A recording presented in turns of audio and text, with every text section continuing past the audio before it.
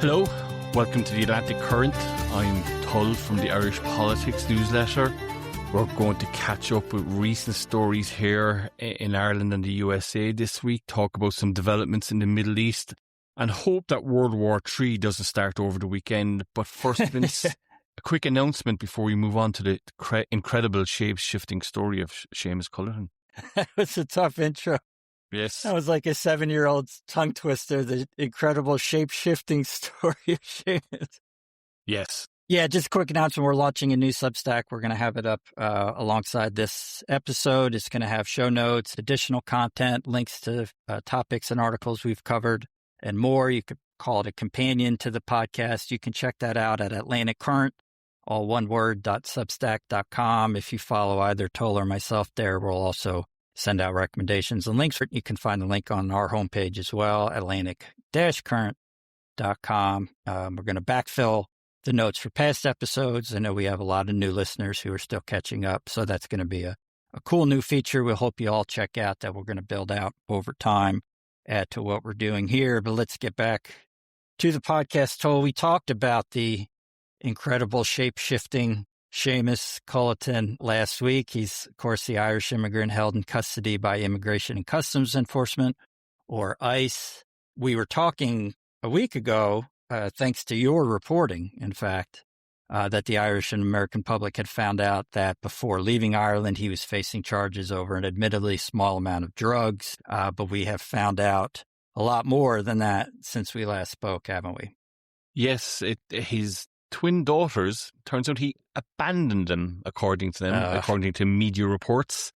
They made all kinds of claims in the Daily Mail and all over social media. They made TikToks about what was going on, and they said he should come home to face the music.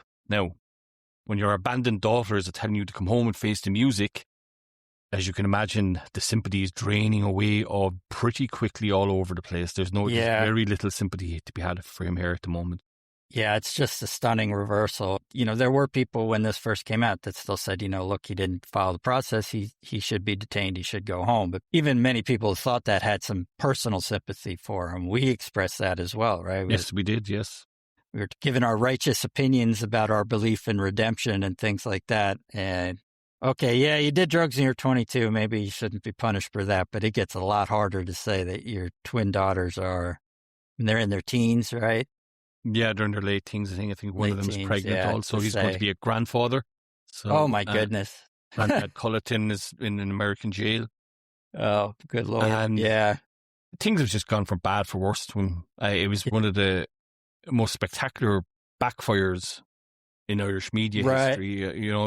He goes on national radio. The whole country feels sorry for them. And then it was just drip, drip, drip, drip, drip of bad things that have come out about him. Now, it turns out he was also already married before. Okay. So I don't know, did you see this or has it been reported in the United States?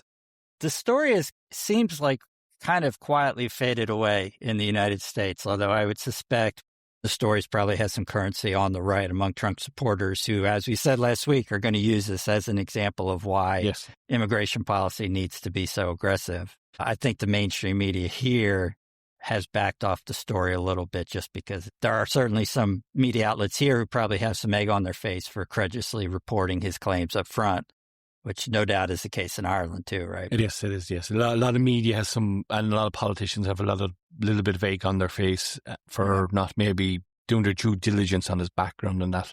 Apparently, police were called to Culleton's US home with incidents over his ex-wife.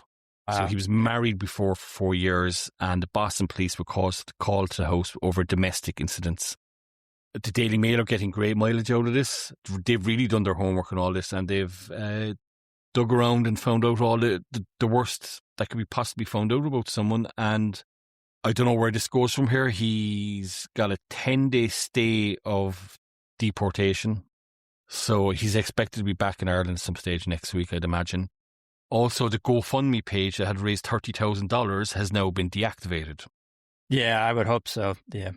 It's very hard to have any sympathy from here. It's very hard to see how he exits this with any kind of dignity. I'm sure if he comes home to Ireland and he goes to jail for a bit, he'll do the talk show circuit or podcasts. Maybe we'll have him on the podcast, get him to explain himself, Vince. But he's in a bad place, and I've no doubt that the ICE detention centre is terrible, but the feeling is here now is that there's no sympathy at all to be had from him.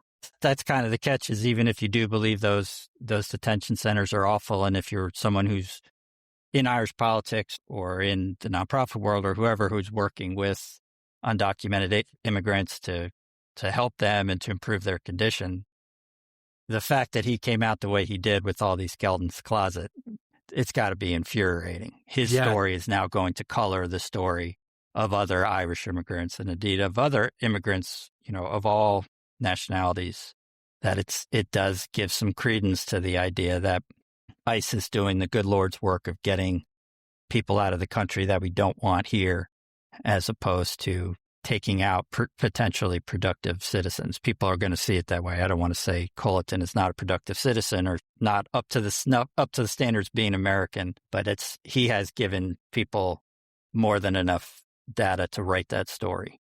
I wonder, is there an American equivalent? A USA equivalent? Yeah, it's funny. I was trying to kind of think of that. And the only two I could think of, in 2016, there was a woman in California who disappeared, and she came out after, I believe it was over a week, and she had kind of been beaten up. She looked like, and she said she'd been kidnapped and assaulted. And it was this massive story, and there's this manhunt, and it came out a few days later. She'd actually just left and go stay with the next boyfriend. And it was a massive hoax. And, the other famous one was in 2019, there was an actor named Jussie Smollett, pretty successful actor, was working on a major popular television show at the time, and he staged a racist, homophobic attack in Chicago. And to be clear, I don't want to say that Culleton is doing quite what they did, because those were people who, again, actively created hoaxes, actively created false stories, and then spent days, and I think even weeks in the case of that woman in California, perpetuating those stories. But in the sense of like how public opinion just went from pure sympathy to almost pure disgust, in those cases too, it's the same drip, drip, drip. All of a sudden there's a story that the police in California are a little skeptical of this woman's story, which then turns into more skepticism and then an outright admission. Those are the only situations I can think of that were comparable. And again, that's not what Culleton did, but I think it's telling that you can see echoes. Like it's telling of how bad his communication and story is, that it kind of reminds you of people who are committing intentional, massive, outright fraud. So where are those two now? Where's that lady now, and where's that actor? Is he still acting? They both did serve jail time, and I think each got a Netflix documentary, of course. Yeah, The Hall of Shame, a Netflix documentary, the modern equivalent. And I'm pretty sure Seamus Culleton's going to get a documentary of something somewhere as well. You think, or do you think? I think somebody in Ireland is going to make a documentary. Yeah. The story is so kind of engrossing because the whole nation was sucked in. I felt terribly sorry for him, and then it just blew up spectacularly. Right. And let's hope he finds a road to redemption somewhere. If you wanted to be cynical in the U.S., that's probably exactly what he would do. He would come out as a born-again Christian, and he could tour mega churches telling his story about how the good Lord, works in his mysterious darkest hour, ways. he found the good Lord and stuff like that. I'm not saying everybody who does that is not telling the truth. I'm just saying financial incentives sometimes push people in strange ways. It can make things a lot easier. Good old financial incentive. Who doesn't like a good old financial incentive? Now, right, we spoke last week also about the police chief in Florida that seemed to have made some very credible claims about Donald Trump making a report about what he saw with Jeffrey Epstein. Right. Has there been any movement there? Oddly, no. Yeah, in case you're not 100% familiar, and you might not be because it's just disappeared from the news cycle, the police chief in Palm Beach, who was a big part of the initial investigation into Jeffrey Epstein, in an FBI interview in 2019, he said that Donald Trump had called him in 2006, telling him essentially that it was great that he was looking into Epstein. Everybody knew what was going on, and Trump specifically pointed to Ghislaine Maxwell as someone who should also be part of that investigation. And we talked about how bizarre it would be if it did happen, because as you noted, Trump, after that, denied knowing anything. As I pointed out, he then went and named the U.S. attorney who negotiated this ridiculous plea agreement in 2008 to his own cabinet. And it's just this weird, unexplainable thing. All we've kind of had is his supporters on social media kind of posted every now and then go, oh, look, Trump was honest. He turned Epstein in, which is not true. It's not exactly what happened. But the mainstream media everyone's kind of moved on. It's somewhat strange. Why do you think they've moved on? Because this seemed like a smoking gun, a big deal last week. It's just pop, gone, poof, no sign of it. I think there's two possible explanations. One is that if you are the New York Times, who did write an article, going back to it, I think is tough. The DOJ has said that there's no other information to corroborate that the call took place. Trump's press secretary has said that they're not sure whether it happened or not, which I think, quite honestly, is like maybe not a lie. If you hear about Donald Trump's proclivities for just random phone calls, we're going to actually talk about that a little later. The fact that Donald Trump wouldn't remember if he made a phone call 20 years ago, I think is absolutely possible. There may be a sense that it's just kind of a he said, if you can't prove the call took place, and you kind of can't really devote huge resources to following up on it. Yes. One man's word. I know it might be a little different in Europe, particularly as we're recording this on Thursday afternoon, your time. I think the Epstein files, people are kind of running out of energy. No. Outside of the online world, people are they've read it. They've got enough articles. There's been enough coverage. They found out stuff, and attention is moving on. Trump may just be lucky that this came out on day 10 after the release rather than day 2. Well, you say people are moving on. Unfortunately for Andrew Mountbatten-Windsor, he was arrested today. So people on this side of the Atlantic are not moving on at all. In fact, Andrew Mountbatten-Windsor was arrested today for misconduct while on official duty, which actually can carry a prison sentence for up to 25 years. I'm surprised there's not some law on the books in England that was passed in 1587 that they never bothered repealing, that said actually the ultimate penalty for that is being tied to a tree and smeared with honey and eaten to death by ants or something. It's his birthday today also, so happy birthday, man. Andrew Mountbatten-Windsor. And there's some very lurid and distressing stories been published about him, including Ghislaine Maxwell was present at a royal residence where Prince Andrew, as he was known at the time, tortured a young girl. Wow. And it's pretty grim. It's pretty dark. It's not running out of road here.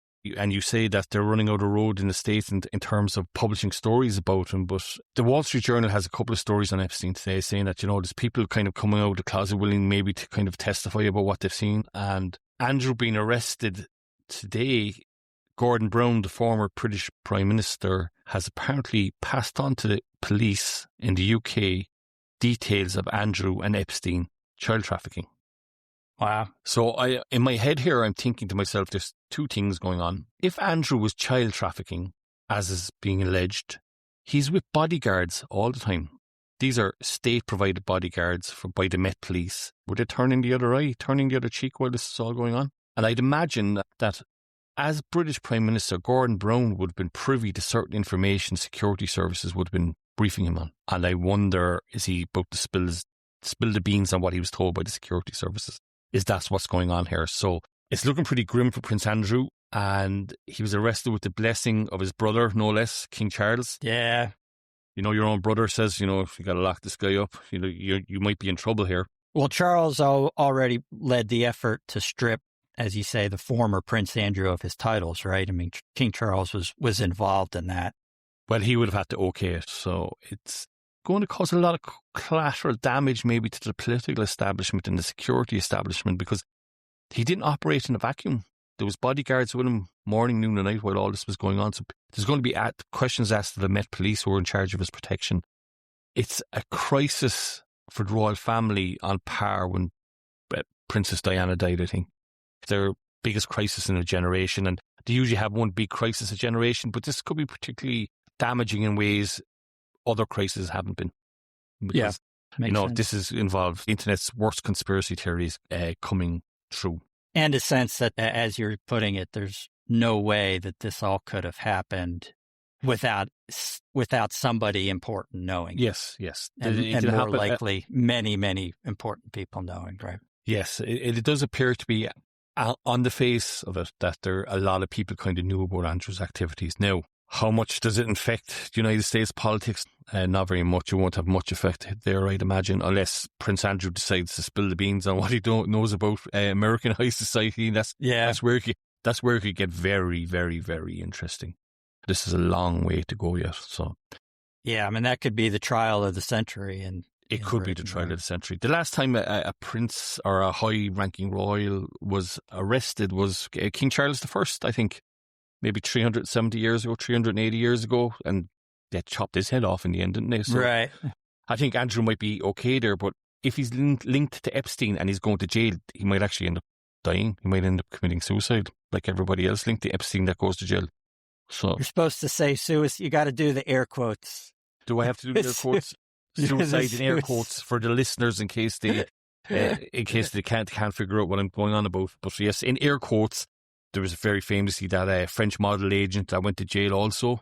That was very close Brunel, to Epstein, right? Brunel, yeah, and he ended up killing himself in jail as well. So if you're linked to Epstein, you go to jail. There's a good chance, bad things are going to happen to you. So yeah, that makes sense. But you have your mind on other things at the moment in the United States, somewhere in the Middle East, I believe, Vincent. Do you?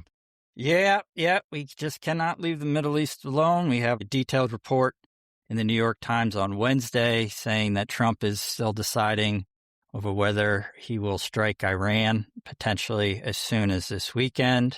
We will link to that New York Times article in the show notes on Substack. We'll add a little bit of color there. I thought one of the more interesting disclosures in the article was that the American military basically has not been ready to execute this strike for a while. Part of the reason Trump is deciding it now is because of the fact that we had assets in South America and Europe that actually needed to be moved into place. And it does seem like, as the old saying goes here, all options are on the table, right?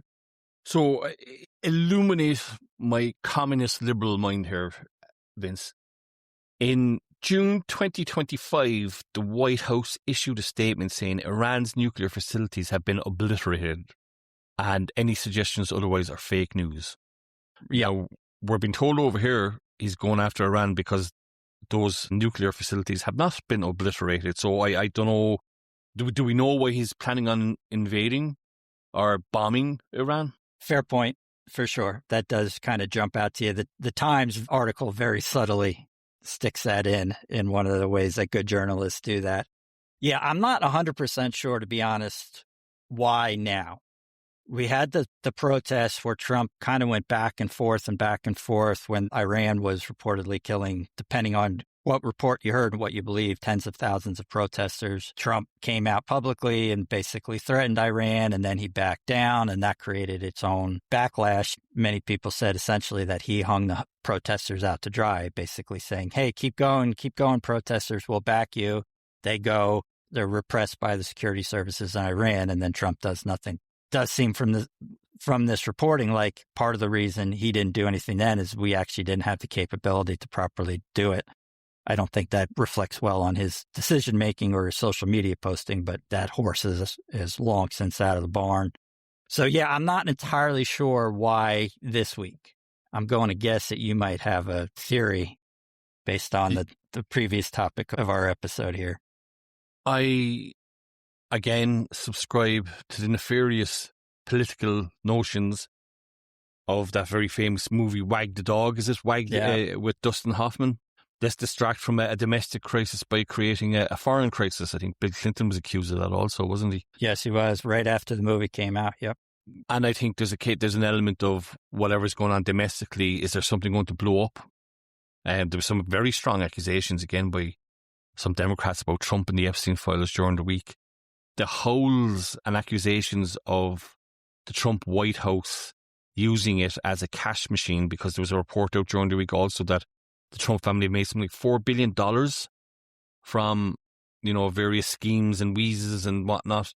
Yeah, there have been huge into cryptocurrency. The Trump family, Donald Trump did not. He is not actively involved in these things, but Trump family issued a meme coin version of cryptocurrency, which is literally designed to be a pump and dump scheme. You issue it, you talk it up, the price goes up, you sell at the top, and you leave people crushed. Then he really pissed everybody off because they did a Melania meme coin. And everybody was like, Jesus, this is too much. But yeah, and his kids are involved in crypto. They're involved in all these prediction markets, which is kind of what it sounds like. You can bet on political developments. You can go on a prediction market right now and bet on whether we're going to strike Iran. Yeah.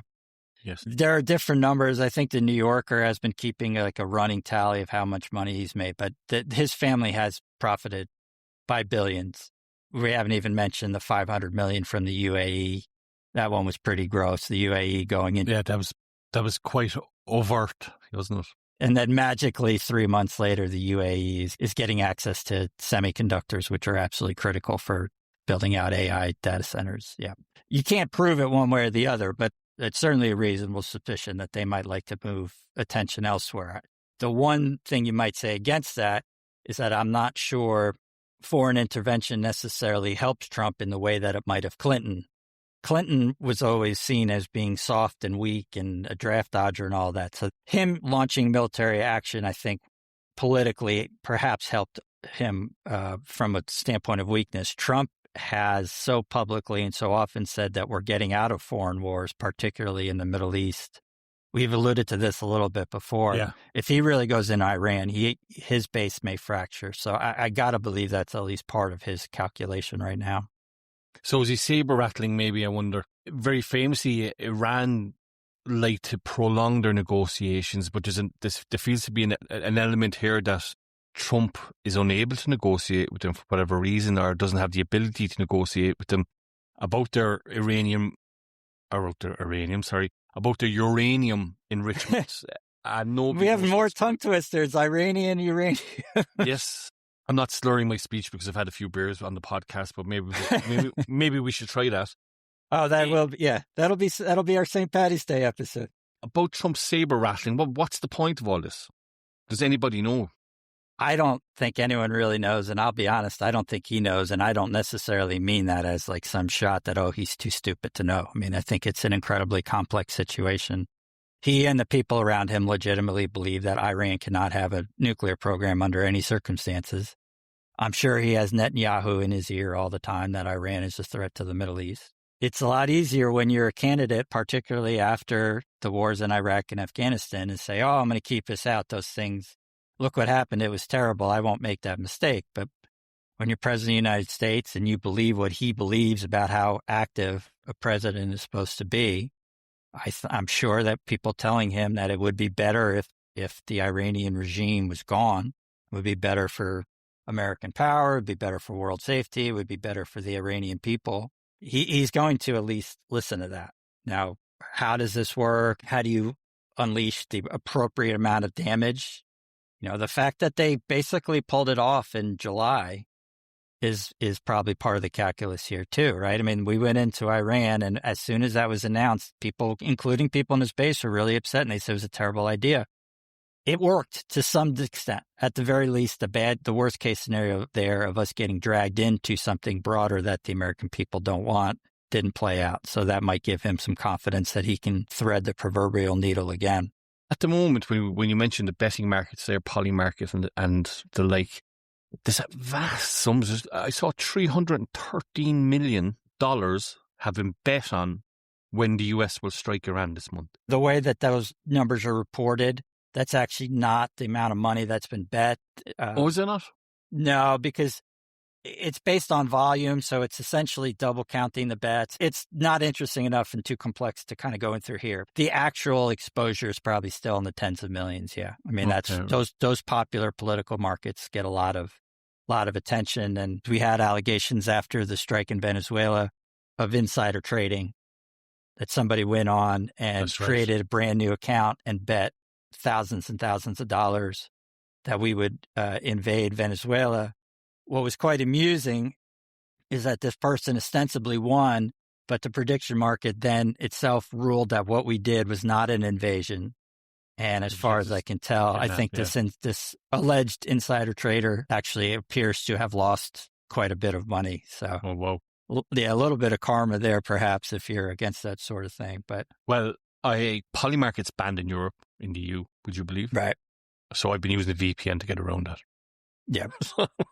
So there's ways and means of getting around these things. Yeah, we have to go back to the air quotes for that, too, because they have been air quotes banned in the United States until recently. They just filed their paperwork to be regulated here, but they were, quote, banned in the United States while Americans were all over Twitter posting about all the different plays they were making on it and stuff. Yes, so get yourself a good VPN and a Revolut account and away you go. One angle of that New York Times article, which I thought was interesting in the context of the Trump presidency, because if you read that article, it is striking how many sources there are. They have sources in Israel, but they have sources across the United States government in various departments and sources that very obviously are very, very close to Donald Trump, which is really kind of a fascinating thing because, the Trump administration famously talks like a huge deal about mainstream media. Oh, they lie, it's fake news, this and that. They leak to the mainstream media like no administration you will ever see. The dark irony here is like under Biden, the Democrats pretty obviously were able to keep under wraps the fact that Biden was showing signs of decline and none of that stuff got out. Everything in the Trump White House gets out. And I think it makes sense. You probably understand this because most of these people, they're not insiders. A lot of them have never had power or been part of that. And it's got to be a little bit of a thrill, right? To be texting secretly over Signal or whatever with some New York Times reporter. In the Irish case back in the day, you might go into a pub and see a Leinster House staffer having a drink with a journalist and you go, well, that's the source of my leak there because Dublin is such a small place, it's very hard to find a good watering hole that you won't get caught, Yeah. So, I mean, yes, power is intoxicating. People like to talk to journalists and go, listen, I have this information on, politician X, Y, or Z. They've been doing X, Y, or Z. That's been very poor behaviour or very bad behaviour. And you get a sense of Trump is a very indiscreet man himself. Yeah. You couldn't trust him. I'm surprised the national security secrets are not splurged out in front of journalists every day in front of in the Oval Office. He's a very indiscreet man. And well, there were allegations that he was divulging them at Mar-a-Lago between the two terms. That was part of that. Yeah, did he have nuclear secrets? Having classified material that he showed some visitor. Oh, hey, look, check this out. This is really cool. These are our attack plans for an invasion of Iran. That was one of the allegations. Yes, and this comes from the top down. I usually find the tone of an organisation, it'll get its vibe from the leadership. If you're at the apex of that organisation and you engage very shifty behaviour, your minions are going to do the exact same because they're looking at the boss and saying, look, he gets away with it, why can't I?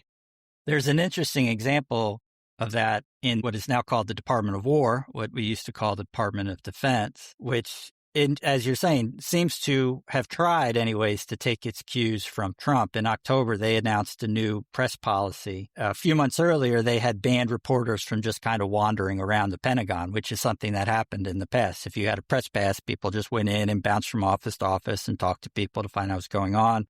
They said, no, you're not allowed to do that unaccompanied anymore. And then in October, this press policy said explicitly that you could not publish an article using information from the department without explicit authorization from the department. And they were very clear that did not include just classified information. Basically, to write an article or to cover the Department of Defense, you could only release information that the DOD said that you could do. And people went nuts. Basically, every major news organization gave up their press pass in response. And that includes pretty pro-Trump outlets, Fox News, and then another one called Newsmax, which is smaller and even more pro-Trump than Fox News.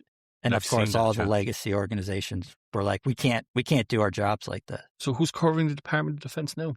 It's grim. It's a lot of online right-wing people. It's particularly grim that the DOD itself sent out a release about its, quote, new media press corps in December, highlighting all these online outlets that had replaced the legacy institutions like New York Times and Reuters and Fox News even. Okay. And one of the pictures that actually came from the department had one of their officials being interviewed with the backdrop from Lindell TV. And if you don't know who Mike Lindell is, I don't. Tell me about him. He made a fortune selling pillows. Oh, My pillow Pillow. guy. Pillow guy. Yeah, Yes, yep, that's him. yeah.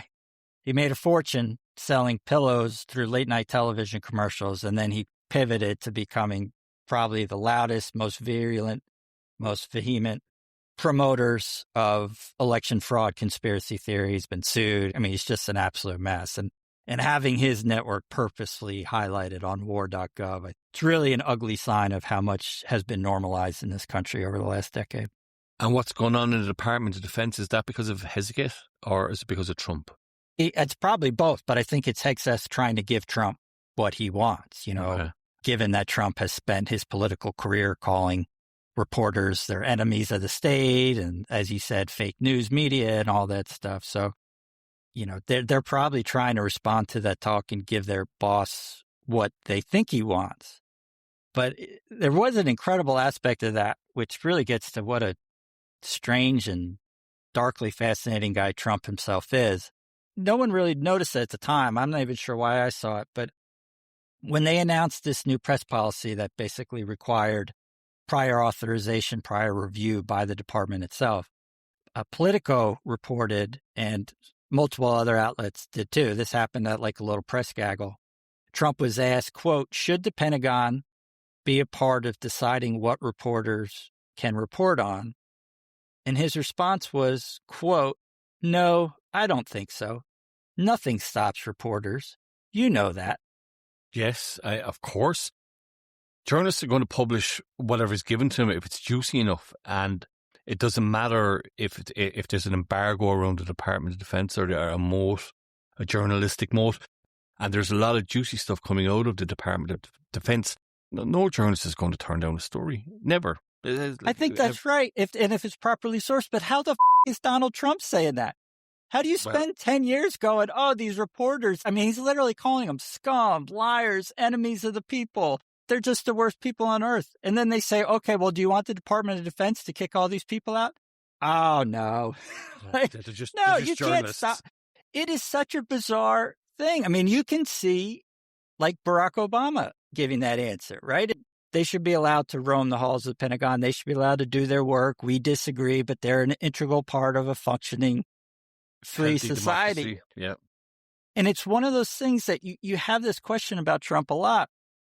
Like, does he actually believe any of all this stuff? Is it a conscious game that when he posts on social media that these reporters are liars, that he's kind of giggling to himself going, oh, okay, well, this will help me politically? Like, is there just a split personality? You can't have that opinion about this policy. And at the same time, the people in the Pentagon must have heard that and just lost their minds.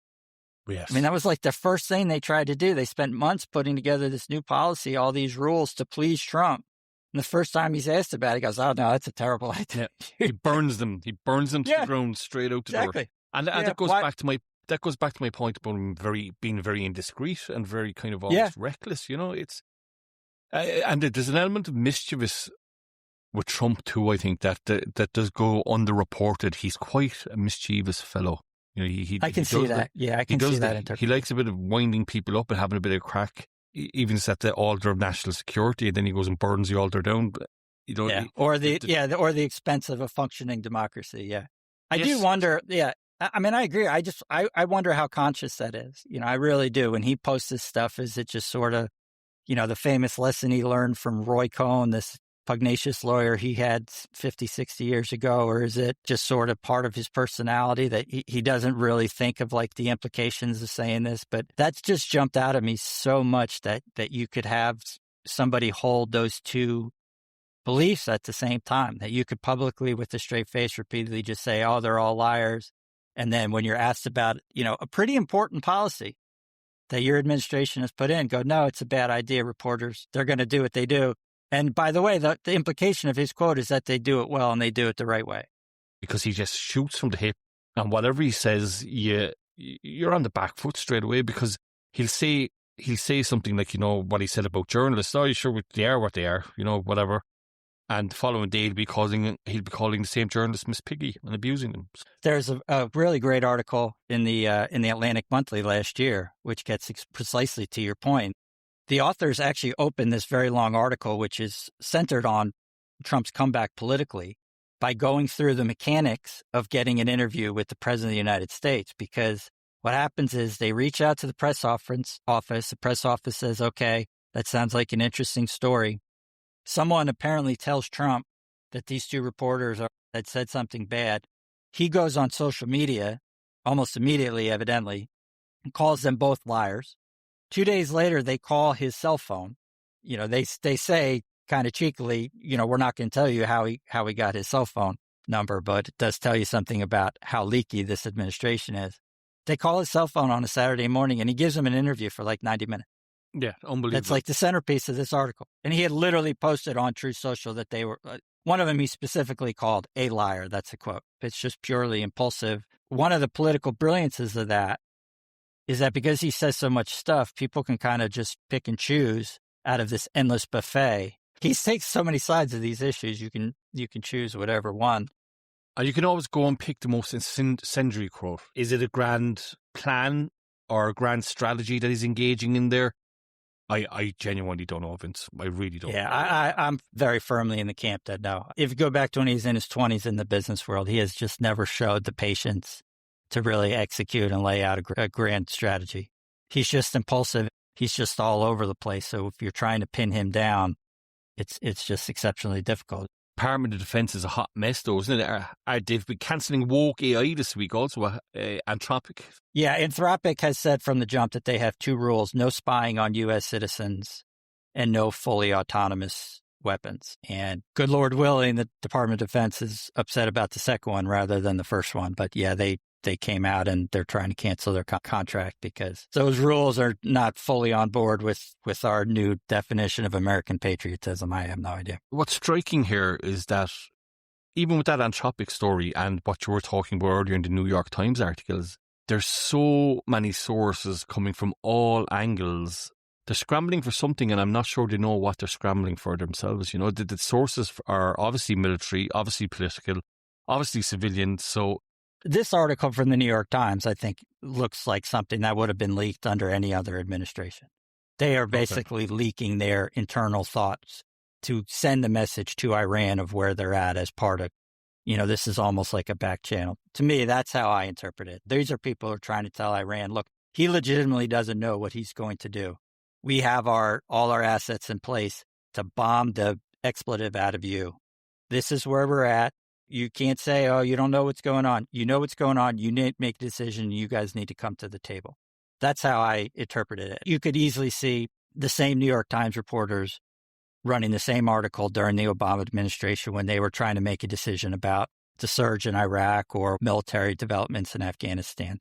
It's a way with some cover to get your thought process to the other side. I'm sure there's other DC shenanigans and backstabbing and all that sort of stuff going there too. But that happens, and it wasn't just the United States engaging in trying to back channels to Iran. The Ayatollah Khamenei, I'm probably pronouncing that wrong. Did you see what he said during the week on social media? No. He said essentially that the United States is a great corrupt island, and there's more stories to come out about Epstein, essentially. Really? The Ayatollah of Iran is now throwing Epstein in our face. Good Lord. Yeah. The great corrupt island, he called you, and when the rest of the allegations come out, it's going to, shock the world and all this kind of stuff. So maybe he knows something that we don't. I'm skeptical. I don't think he and Epstein were all that close. No, I don't. But although it would be a hell of a story if he's only saying that because he went to the island twice. Yeah, I mean, that's maybe in the next release of the Epstein files, the hidden story of the Ayatollah. Shall I read you some Donald J. Trump tweets? It's from 2011, actually. Shall I read some of them? Yeah, that sounds good. Okay, this is from November 2011.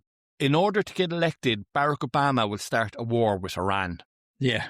And in 2012, the following month, Barack Obama will attack Iran in order to get re-elected. In 2013, I predict that President Obama will at some point attack Iran in order to save face. Yeah. These are all Donald Trump tweets. And in 2013, he says, remember that I predicted a long time ago that President Obama will attack Iran because of his inability to negotiate properly, not skilled. Right. So these are all tweets coming back to bite him on the backside. I would go to the point there that Donald J. Trump is doing exactly what he was going to accuse Barack Obama of. That does get to this whole nonsense that his supporters always do, that explain away every impulsive thing he does as this 4D chess negotiating strategy. I mean, we've seen that go horribly wrong with Ukraine and Russia, and we're at kind of the same point here. I mean, he's now had 5+ years to make some progress towards the goal that he has long said that he has. And by all accounts, I don't think he's really accomplished anything through negotiation with Iran. And to be clear, that in and of itself, I don't think is a black mark. That's a very American view of the world. We kind of think that if something in the world doesn't happen the way it's supposed to, it's the president's fault, because the president is supposed to be able to run the world and get things done and fix things. And that's just not reality, unfortunately. But it does color this idea that he's had these brilliant negotiating positions, according to his supporters, on Greenland and on tariffs. And, oh, this is all art of the deal. And you go, no, that's not how the world works. This is not a ghost-written bestseller that sold in airports in 1988. Of course, yes. Yeah, so I guess Ireland, the news cycle there, you've got Culleton. Anything else that's kind of dominating the airwaves and the papers there? So, Ireland, the great, proud sporting country that we are, has found itself in a bit of a geopolitical spat. We were drawn against Israel in the Nations League soccer tournament. It's a UEFA tournament across Europe, with different teams in different leagues, that kind of thing. And there's been calls to boycott the Ireland and Israel match for obvious reasons that we don't need to kind of get into the weeds of here. People are against Israel, people are pro-Israel. That's just the way it is. And people have political views on Israel, and they've seeped into the sporting arena in soccer. On Wednesday evening, the co-chairperson of Drogheda United, which is a soccer team in the Republic of Ireland, in the northeast of the country, in County Louth. Okay. Their co-chair is a Sinn Féin politician called Joanna Byrne. Okay, so she made a statement saying the match between Ireland and Israel should be cancelled. Okay. Now, problematic for Joanna and Drogheda United is they're part owned by some Americans, but they're saying her position now is untenable because they disagree with her political views and all that. Okay, so there's a bit to unpack there. You know, she's saying that Ireland shouldn't play Israel. Well, she's the chairperson, and she's she's a high enough ranking in the Football Association of Ireland. She's mixing politics with sport, and as a politician, you know, people are saying maybe she should sit this one out, you know, don't be getting involved personally and stuff like that. From the outside, you can see that argument. It's one thing if she's just a regular citizen making her political views, but when you're actively hold political office and then you're using something outside of the political system to make your views heard, you can see why that would be problematic. Yes, it is a little bit problematic. And she's saying she's not going to step down. Okay. And she won't either. She'll dig her heels in there. The Americans will either up sticks and leave, or they'll pay her off to go, or she will just, you know, she'll chain herself to the railings outside and make a martyr out of herself or something, you know. Right. Where we are here at the moment, this is kind of going to divide the nation the same way the Roy Keane, Mick McCarthy side back debacle did. I think the nation's going to become quite divided on this.